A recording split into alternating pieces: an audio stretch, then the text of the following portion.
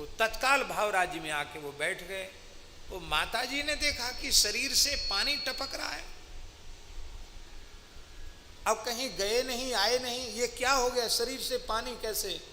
रोते हुए कहा कि सरयू स्नान करके आ रहे हैं और श्री रघुनाथ जी का दर्शन हो गया।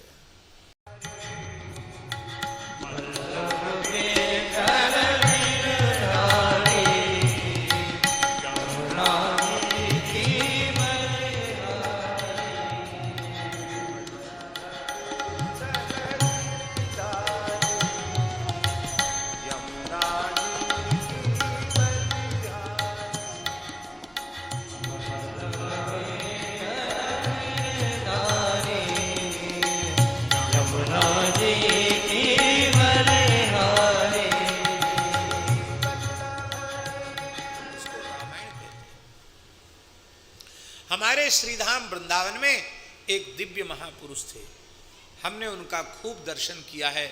हमारे पूज्य परमहंसी महाराज तो लंबे समय तक उनके निकट गए, उनकी सेवा की, उनका सत्संग किया। परम पूज्य श्री मोटे गणेशी वाले महाराज जी बहुत अच्छे महापुरुष थे, भगवान का अनेकों बार साक्षात दर्शन उन्हें हुआ था और उन्होंने अनेक साधकों को भगवत अनुभूति कराई थी, ऐसे महापुरुष थे। उनका नाम था पूज्य पंडित श्री दुर्गा प्रसाद जी, पर मोटे गणेशी में बहुत समय तक वो रहे, इसलिए उनको लोग मोटे गणेशी वाले महाराज कहते थे। बहुत अच्छे महापुरुष थे। उनके जीवन की एक घटना हम आपको सुना रहे हैं, इसी वृंदावन धाम की घटना।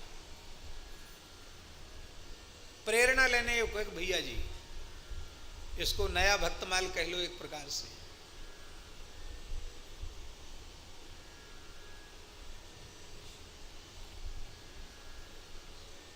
पूज्य श्री मोटे गणेशी वाले महाराज जी के मन में आया कि जैसे भरत जी ने 14 वर्ष भगवान श्री राम के दर्शन के लिए तड़फे वियोग में, ऐसा मैं व्रत करूं, भरत व्रत करूं। ये उनके मन में आया। क्या मन में आया? मैं भरत व्रत करूं। और उन्होंने भरत व्रत का अनुष्ठान किया। वे कुसा बिछाकर भूमि पर सोते थे, न कुछ बिछाते थे, न कुछ ओढ़ते थे, और जौ को गाय के मूत्र में भिजाकर उसी का दलिया बनाकर एक बार लेते थे और रामचरितमानस जी का पाठ करते थे, नाम का जप करते थे और रोते रहते थे। बिल्कुल ऐसा भरत जी का भाव उन्होंने धारण किया कि भरत भाव का अनुसंधान करते करते वो भरत जी जैसे ही हो गए, ऐसा हो गया उनका।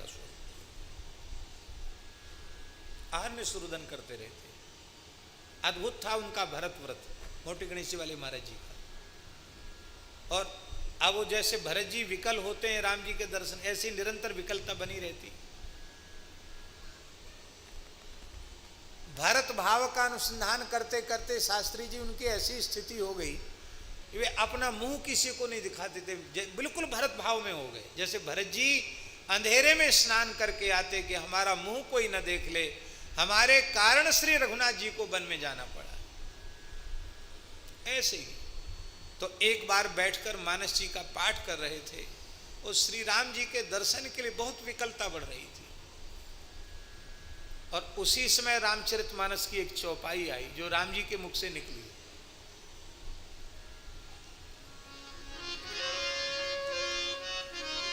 हाँ हाँ,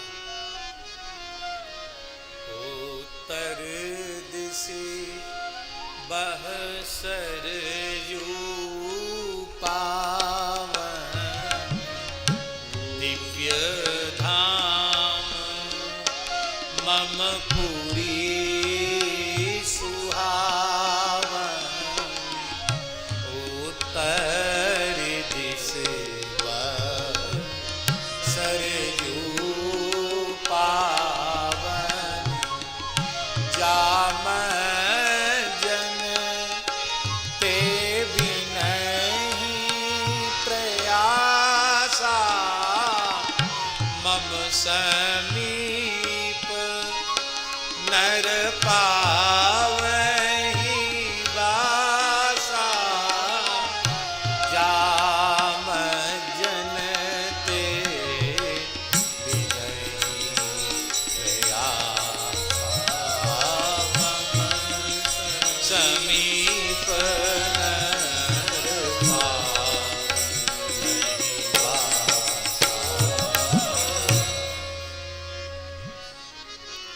जा मज्जनते बिनहि प्रयासा मम समीप नर पावही बासा।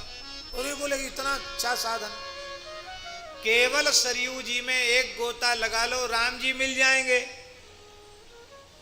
तो ऐसा भावोच्छलन हुआ पूज्य मोटे गणेशी वाले महाराज जी को कि वे एक बहिर्वास पहनकर बैठे थे और उसी स्थिति में मानस जी का पाठ करते करते उठ के खड़े हो गए। वे गृहस्थ ब्राह्मण थे, उन्होंने अपनी गृहिणी को भी नहीं बताया कि वे कहां जा रहे हैं और तत्काल वहां से निकल पड़े। अब देखिए भाव की विलक्षणता, उस भाव की विलक्षणता का ऐसा दिव्य परिणाम हुआ कि वे उस व्याकुलता के दिव्य संकल्प के बल से तत्काल अयोध्या पहुंच गए। नहीं तो कोई यहां से वृंदावन से अयोध्या पैदल जाए तो कितना समय लगेगा। न पैदल गए, न ट्रेन से गए, न प्लेन से गए, न किसी वाहन से गए। भाव का उच्छलन हुआ और सदैह श्री रघुनाथ जी की कृपा करुणा ने उनको अयोध्या सरयू तट पर उपस्थित कर दिया और उन्होंने साष्टांग प्रणाम किया सरयू जी को और रोते हुए कहा, सरयू जी अब भगवान की वाणी सत्य करो, जा मज्जनते बिनहि प्रयासा मम समीप नर पावई वासा। जैसे ही सरयू जी में गोता लगाया, श्री राम लक्ष्मण भरत शत्रुघ्न चारों लाल जी सरयू जी के जल में क्रीड़ा करते हुए उनको मिल गए। उनका भाव सख्य का था।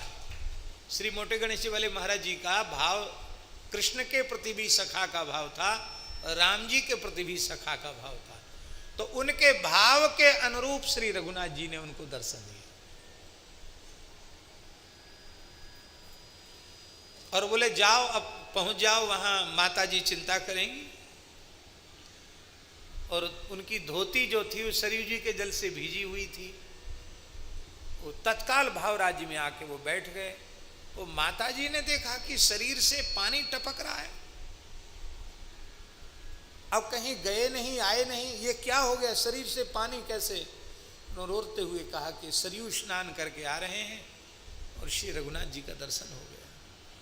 मोटे गणेशी वाले महाराज जी कहते थे, रामचरितमानस की एक एक चौपाई भगवान का साक्षात्कार कराने वाली।